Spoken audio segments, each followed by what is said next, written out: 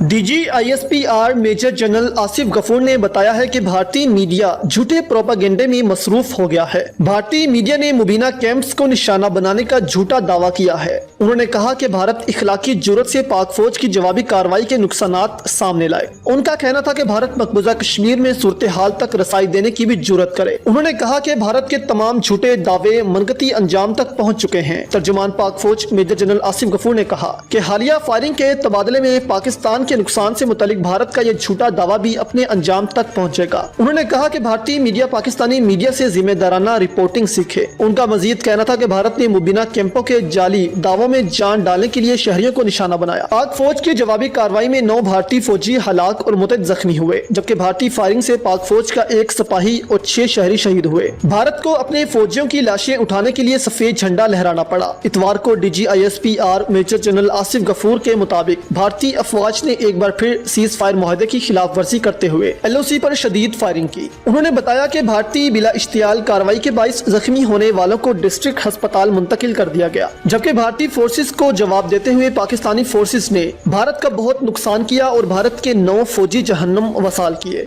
जिसके बाद भारतीय फोर्सेस ने सफेद झंडे दिखाकर अपने फौजियों की लाशें वापस ली।